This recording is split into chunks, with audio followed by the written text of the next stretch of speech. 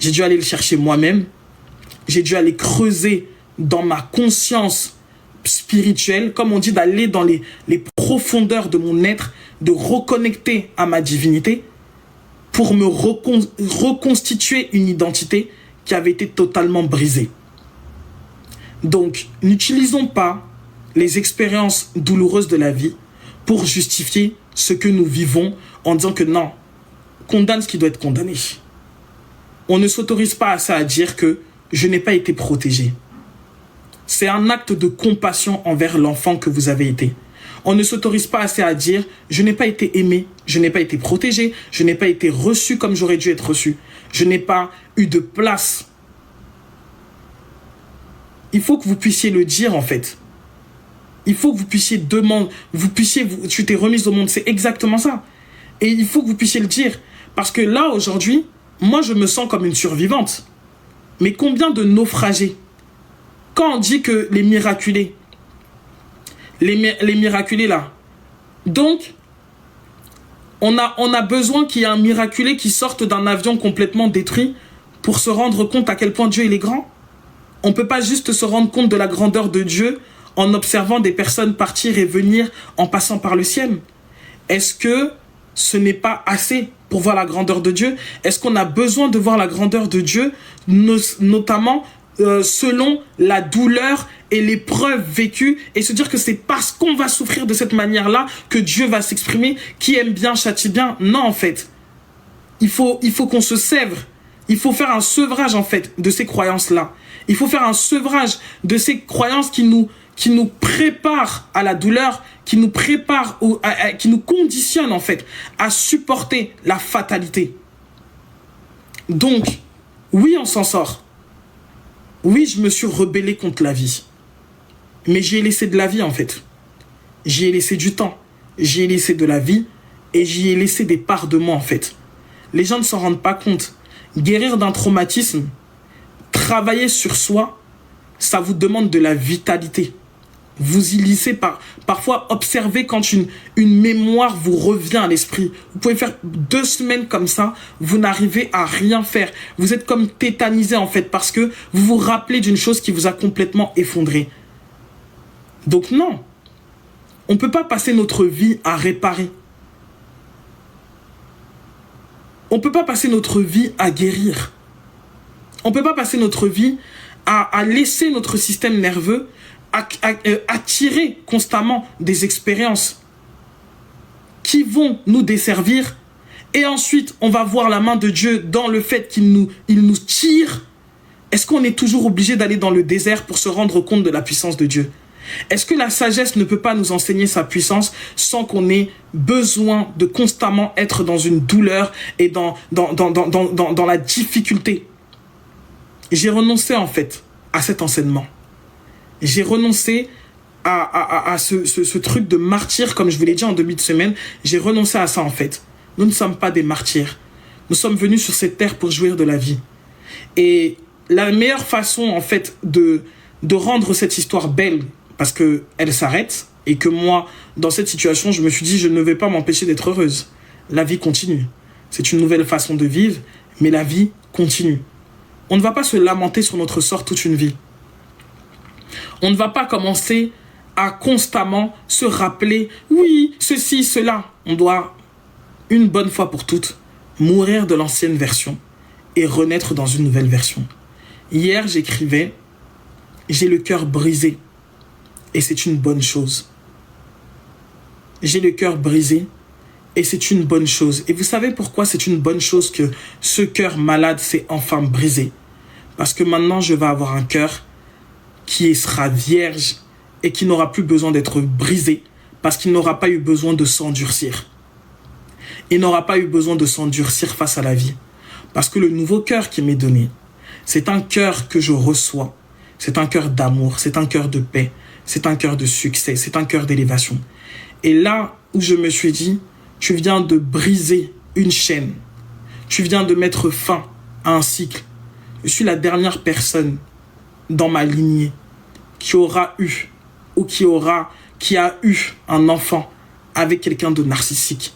Je suis la dernière personne de ma lignée qui aura choisi de se mettre dans des relations toxiques, qui aura subi la toxicité en amour. Je suis la dernière personne de ma lignée qui va vivre des expériences de femmes battues ou autre chose en fait. Je suis la dernière personne de ma lignée qui aura expérimenté ce que j'expérimente là. La question n'est pas le résultat. La question, c'est la fin. Et c'est la fin, en fait, qui justifie, comme on dit, les moyens par lesquels nous en sommes arrivés. Être là et ressasser la même chose, s'il fallait cette crise pour que ça s'arrête, eh bien que ça s'arrête. Mais une chose est sûre, le cycle est fermé. Et cette certitude-là, sur le fait que le cycle est fermé, est plus important que le reste. L'une des lois que nous devons apprendre, c'est le détachement. Mais j'ai mal compris cette loi. Je pensais jusque-là que le détachement, c'était de ne rien ressentir. Maintenant, je sais que le détachement, c'est de ressentir et c'est s'autoriser à regarder différemment. C'est s'autoriser à regarder ailleurs. C'est s'autoriser à comprendre que je ne maîtrise pas tout. Et c'est ok, en fait, que le destin soit le destin. Que le destin s'accomplisse. Tout simplement. Que le destin s'accomplisse. Les deux mantras les plus puissants que j'ai utilisés ce mois de février, je m'attends au meilleur, que le destin s'accomplisse. Je m'attends au meilleur, que le destin s'accomplisse. Ce sont les deux mantras que j'ai tout simplement reçus. Et je peux vous assurer que il y a une paix. Et j'ai parlé de l'amour primordial hier dans le groupe des femmes qui sont dans l'école de la femme. Et je leur ai dit, vous devez demander dans vos prières ce soir de vous rappeler de l'amour que votre âme a reçu. C'est-à-dire que votre âme, elle est sortie de l'amour. Vous devez vous rappeler de cet amour. Parce qu'il y a tellement de couches de blessures possibles que même si vous appelez l'amour dans le cœur, ça peut ne pas suffire. Mais si vous vous rappelez du premier amour que vous avez ressenti quand vous étiez une âme, quand vous n'aviez pas de corps, quand vous n'aviez pas d'esprit et que vous n'étiez que vie, vous demandez à vous rappeler de cet amour. Je demande à ce que l'amour primordial que j'ai, dont je suis sorti, que cet amour que mon âme a ressenti pour mon esprit, que cet amour que mon âme a ressenti pour mon corps et que mon âme ressent toujours pour mon existence, cet amour que je peux ne pas réussir à me porter, je peux ne pas réussir à me porter actuellement, je peux ne pas réussir à porter même cet amour pour mon père, pour ma mère, pour ma sœur, pour mon frère, pour mon chien, pour peu importe, mais je me rappelle de l'amour primordial que j'ai reçu, dont je suis sorti.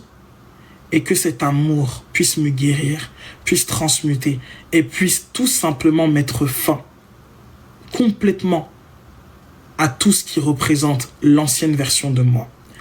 Et c'est pour ça que l'une des pierres les plus puissantes dans la lithothérapie, c'est la pierre verte là pour le cœur. On parle d'une pierre là, je ne sais plus comment ça s'appelle, je me rappelle plus de cette pierre. C'est une pierre que quand tu l'utilises, non, c'est pas la jade, c'est la malachite, il me semble, ou je crois que c'est la malachite. Vous vous rendez compte que c'est l'une des pierres les plus destructrices qui puisse exister, mais c'est aussi la pierre la plus profonde et la plus importante finalement quand il s'agit de faire un deuil. C'est la pierre qui conduit quelque part la fin. C'est celle qui vous accompagne dans une mort et qui vous donne la certitude que je meurs d'une version de moi et je ne m'attache pas à cette version. Je ne m'attache plus aux douleurs. Je ne m'attache plus à toutes ces choses-là. Et pourtant, toutes les personnes qui utilisent cette pierre, ils vous diront que les destructions qui s'en suivent. Parce que quand on entend chakra cœur, on se dit « Ouh, c'est l'amour, c'est beau ». Mais l'amour, j'ai appris que l'amour aussi a de la rigueur. Et que l'une des versions de l'amour, c'est aussi la rigueur. Ce n'est pas toujours cette générosité dont on a l'impression, cette douceur. L'amour est aussi la rigueur. L'amour est aussi la discipline. L'amour, c'est aussi Saturne, autrement dit. Et ça veut dire que l'amour, c'est aussi des limites. Et c'est important de se rendre compte de ça. Parce que quand vous allez conscientiser ça, vous allez comprendre et vous allez voir tout simplement dans ce que vous êtes en train de traverser que c'est aussi une forme d'amour. Faites le deuil de votre ancienne version.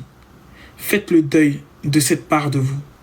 Et prenez le soin de nommer les choses pour ce qu'elles sont et de ressentir de la compassion pour vous. Si vous ne vous autorisez pas à ressentir de la colère, voire de la haine, vous ne pourrez pas vous autoriser à ressentir de la compassion. Ce n'est pas le fait de ressentir de la haine qui est mauvaise. C'est le fait de se maintenir dans cette haine. Quand moi, je vivais ce que je vivais, je priais en tant que bonne religieuse en disant « Seigneur, épargne-moi de ressentir de la haine pour cet homme. Épargne-moi de ressentir de la haine pour cet homme. » Est-ce que vous pensez qu'une seule fois dans sa vie, il s'est agenouillé et il a prié pour dire « Seigneur, aide-moi à ne pas ressentir de la frustration pour cette femme. » On est juste mal à l'aise avec toutes les énergies ou toutes les polarités qui sont pour nous obscures. Et on se dit en fait qu'on n'a pas le droit de ressentir ça. Mais en fait, si tu ressens parfois de la haine, c'est parce que certaines situations te prédisposent à ressentir autant de frustration. Le plus important, c'est de transmuter. C'est de te dire que waouh, putain, mais comment quelqu'un peut faire ressortir autant le pire de ma personne? Comment cette situation a réussi en fait à m'emmener à devenir ce que je suis devenu là? Et c'est là en fait que tu te remets en question et que tu décides que non, en fait, ça ne devrait pas me conduire. Mais quand tu refuses de ressentir une extrémité, c'est que tu refuses de ressentir l'autre extrémité. Et tu ne peux donc pas trouver ton juste milieu face à tout ça. Et le juste milieu, je l'ai trouvé maintenant parce qu'à un moment donné, je me suis autorisé à avoir de la rage et à me dire que en fait, c'est normal en fait. C'est normal. En fait, tu ne peux que ressentir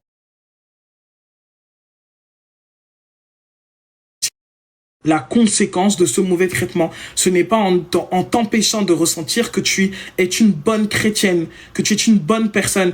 Et ce culte de la bonne personne et ce culte du bon religieux fait que vous ne vous autorisez pas à ressentir les énergies qui sont suscitées dans les situations. Et vous ne pouvez donc pas fixer les bonnes limites. Parce que si je m'étais regardé dans une classe et que j'avais accepté de ressentir cette haine, cette rage, ça ne m'aurait pas plu de me voir dans cet état. Mais ça m'aurait forcé à mettre des limites pour ne plus jamais me voir dans cet état. Mais quand tu évites, quand tu es dans un processus d'évitement émotionnel, qu'est-ce que tu fais? Tu reportes. Et la haine et la rage que je ne me suis pas autorisé à ressentir, c'est ma fille qui l'a absorbée à ma place. Donc, n'attendez pas que votre environnement se détruise pour que vous acceptiez de ressentir. Moi, je n'arrivais plus à ressentir mes émotions. Et il a fallu que les charges soient tellement importantes pour que ça me fasse sortir du plus profond de la prison dorée dans laquelle je me trouvais pour commencer à ressentir. Et je peux vous dire que ça fait du bien de pleurer. Vous comprenez? Mettez une bonne chanson. Comme hier, j'ai mis l'Osambo de Moïse Mbié. J'ai commencé à pleurnicher. Ça m'a vraiment fait du bien. Je me suis dit, pleurer, c'est la vie en fait. Ça fait du bien de pleurer. D'avoir de la compassion pour soi et de se dire, oh là là, tu mérites tant d'amour, ma petite. Ça fait du bien, en fait. Et ça vous permet de revenir à vous-même, de ressentir. Et surtout, vous ne pouvez pas accomplir votre féminité complètement si vous n'acceptez pas de vivre votre vulnérabilité dans sa profondeur. Et la vulnérabilité, comme toute chose, possède ces deux polarités. Il y a cette vulnérabilité inconsciente et il y a cette vulnérabilité consciente. La vulnérabilité consciente, c'est de savoir que tu ne peux pas briser mon cœur. Tu comprends? Parce qu'il est fait de... Tu ne peux pas le briser, tu ne peux pas le déchirer, tu ne peux pas le casser, tu ne peux rien lui faire. Parce que, en fait, il est dans un monde et dans une dimension que tu ne peux même pas atteindre. Il est à l'intérieur de moi. Il n'est pas à côté de moi, disponible pour tout le monde. Il est à l'intérieur de moi. Et à partir du moment que ce cœur sera à l'intérieur de moi et non pas sur une personne ou non pas à côté de moi, il sera toujours en lieu sûr. Donc... dans ce que vous traversez, trouvez en ce message une lueur d'espoir. Dites-vous en fait que tout mérite d'être transmuté. Les choses ne sont pas toujours agréables ni faciles à vivre, mais vous avez en tout cas la possibilité de dire que ça ne vous convient pas. Dites à la vie que ça ne vous convient pas. Et même si les personnes que vous aimez le plus sont ceux qui vous manquent de respect, dans mon cas de figure, moi, j'ai dit, comme je l'ai dit à ma fille, j'ai dit, il m'est insupportable de lire tes messages. Donc, jusqu'à ce que je m'en sente capable, je ne répondrai plus à tes messages. Et je suis contente d'avoir fait ça parce que je me suis dit, je dois choisir entre être la bonne mère à répondre ou entre être moi et de ne pas tolérer le manque de respect. Et bah, j'ai décidé de ne pas tolérer le manque de respect. Parce que même si c'est mon enfant, ou ça pourrait être mon compagnon, ou ça pourrait être ma mère, ou ça pourrait être mon ami, ou autre chose, toute forme de manque de respect que je tolère, l'univers s'en fout de la provenance de ce manque de respect. Il va tout simplement entendre un oui de ma part. Oui, j'accepte qu'on me méprise. Oui, j'accepte qu'on me manque de respect. Oui, j'accepte de rester dans un espace où il n'y a pas de reconnaissance. Oui, j'accepte d'être dans un environnement où on ne me considère pas. Donc, ce que vous acceptez dans votre vie, peu importe de qui ça vient, et je vais parler aux mères, même venant de votre enfant, ce que vous acceptez dans votre vie est une impression naturelle que vous laissez dans votre champ électromagnétique. Donc la question, ce n'est pas d'être dans la haine et de rejeter les gens, c'est de dire que ma limite, elle s'arrête là. Tu as le droit d'être ma mère, mais tu n'as pas à me parler comme tu veux. Tu as le droit d'être mon père, mais tu n'as pas à m'insulter. Tu as le droit d'être ma sœur, mais tu n'as pas à faire ça. En fait, le statut que tu as dans ma vie ne te donne aucun droit de franchir mes limites. Et si vous ne mettez pas ces limites-là, vous ne préservez pas votre cœur. Une chose que vous devez savoir, chaque fois que vous ne mettez pas de limites, vous prenez votre cœur et vous le distribuez aux autres. Chaque fois que vous ne mettez pas de limites, vous prenez votre cœur et vous le mettez autour de vous. Et une chose aussi que je voulais vous dire, c'est que il faut aussi apprendre à exprimer vos besoins. Quand on sait qu'une personne a été très... Moi, on sait de moi que je suis la superwoman qui est tellement forte. D'ailleurs, moi, j'ai une cousine qui pense que je ne pleure jamais, que j'ai pas d'émotion. Enfin, elle était très étonnée de me voir pleurer ou autre chose. Mais je sais par exemple que dans ma relation avec mon compagnon, en fait, je pense qu'il a toujours été habitué à avoir une personne de façade qui était tout le temps là, à ne se sentir concerné par pas grand-chose, que ça lui a donné l'habitude de se dire qu'il y a des choses qui ne m'atteignent pas. Et genre, il y a 2 jours, je lui ai dit, moi j'ai besoin de beaucoup de douceur et de beaucoup de tendresse. Je sais que je ne t'ai pas habitué à ça. Ça ne veut pas dire que tu n'es pas doux, ça ne veut pas dire que tu n'es pas tendre. Mais ça veut dire que j'ai besoin que ça soit encore plus doux et encore plus tendre que ça ne l'est déjà. Et en fait, dans nos vocabulaires, et c'est pas que moi vis-à-vis de lui, c'est pas que lui vis-à-vis de moi, même moi en fait, dans ma manière de faire, dans ma manière de dire certaines choses. On a parlé par exemple d'un trauma qu'il a vécu quand il avait 13 ans, et il m'a dit, t'as sorti une phrase l'autre jour, cette phrase-là, t'avais raison sur tout, mais vraiment sur tout ce que tu dis, t'avais raison, mais tu vois, cette phrase, ça a suffi à ce que je me braque. Ça m'a fait tellement remonter des choses qui datent des années que vraiment ça m'a frustré complètement. J'ai dit, mais je savais pas que genre... Pourtant, moi, ça me paraissait rien du tout. Donc, c'est important de se parler. Vous devez comprendre que c'est des mondes qui se rencontrent. Et ça, c'est valable pour les enfants, pour les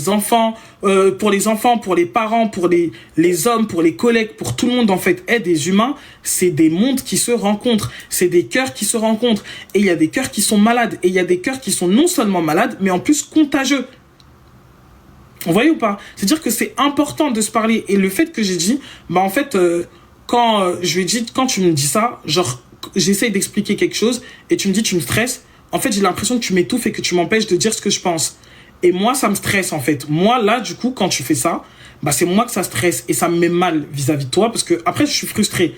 Il m'a dit, mais vraiment, il m'a dit, c'est tellement un mécanisme que dans ma tête, je le vois même pas aussi grave que toi. C'est-à-dire, je me suis dit, tu me stresses genre en mode, vas-y, c'est une vieille histoire, on va pas se prendre la tête pour ça. Et moi, c'est pas comme ça que je l'ai perçu. Et si vous ne discutez pas, et si vous ne mettez pas les choses, parce que ça réveille forcément quelque chose. Ça vous rappelle quelque chose. Moi, j'ai compris pourquoi ça m'énervait. Ça me réveillait le fait que quand j'étais petite, justement, ma mère, elle ne supportait pas que je parle. Mais vraiment, genre, elle ne supportait pas. En fait, j'avais l'impression que j'avais pas le droit de parler, que je devais toujours faire attention à tout, que j'avais pas le droit d'exprimer qui j'étais, en fait. Elle ne supportait pas ma voix. Donc, du coup, quand il me dit, jusqu'à ce que je comprenne pourquoi ça me déclenchait, en fait, quand il me disait ça, ça me rappelait que je n'étais pas écouté, justement. Que je devais faire toujours attention, que je devais penser que quand je voulais poser une question, je devais toujours adapter. Est-ce que c'est ce que je vais dire? Et je devais retourner au moins 10 fois la question dans ma tête pour savoir comment je devais. Après, les déclencheurs, ils vous donnent matière à vous comprendre. Et si vous prenez ça de cette manière, vous allez pouvoir communiquer et vous allez avoir vraiment une telle, je sais pas comment dire, une profondeur. En fait, vos blessures, au lieu qu'elles soient toxiques, en fait, chacun d'entre vous, vous allez les transmuter et ça va devenir une force. Vous allez plus en fait être dans je subis la blessure, vous allez être dans je la comprends mais je décide qu'elle ne me conditionne plus. Ça c'est ce que j'ai aussi compris de ces dernières expériences. Donc voilà, là j'étais dans un mouvement de ralentissement, ça m'a fait du bien de revisiter ma maternité. Donc du coup je suis contente d'avoir libéré... Merci, je viens de me comprendre ce que je vis actuellement, bah tant mieux. Je viens de comprendre aussi que c'était aussi à cause de ça que j'avais vraiment peur de retomber enceinte parce que je me disais, oh putain, ça va être dramatique. En fait, inconsciemment, je me disais ça. Mais finalement, je pense que tout ce qui est en train de se passer, ça me prépare à ça. Et ça me prépare surtout à la vie de famille. Et à comprendre en fait que là, le type de famille que j'ai eu n'a pas à définir la famille que je m'apprête à avoir et à construire. Donc vraiment... Ne vous définissez plus par la douleur, ne vous définissez plus par ce que vous avez vécu. Tenez en compte, valorisez votre histoire, donnez-vous de l'amour, considérez-vous, et puis faites le travail nécessaire en fait pour ne plus jamais avoir à le faire. Et sortez des conditionnements qui vous disent oui, de toute façon la vie c'est une fatalité, dans tous les cas vous allez vivre ça, vous allez guérir tout le temps. Non en fait, on est venu sur cette terre pour être heureux. La nature elle-même, elle est joyeuse. Tout est beau, tout est joyeux. Regardez la nature, regardez les espaces. Quand vous regardez le Vietnam, quand vous regardez tous ces pays que nous avons, regardez la beauté de la vie. Regardez la beauté de l'espace, en fait, sur lequel nous sommes et dans lequel nous habitons. La terre elle-même nous montre que nous sommes venus pour jubiler sur cette terre. Donc, il est hors de question de continuer à se maintenir dans une croyance qui dit que c'est par la souffrance que nous serons justifiés. Non. C'est par l'amour que nous sommes justifiés. Et c'est par ce même amour, en fait, que nous allons triompher dans notre vie sur la souffrance. Donc, prenez soin de vous, donnez-vous de l'amour, aimez vos proches, surmontez ce que vous êtes en train de traverser à l'heure actuelle et bénissez votre vie parce que personne ne peut mieux la bénir que vous-même. Bisous!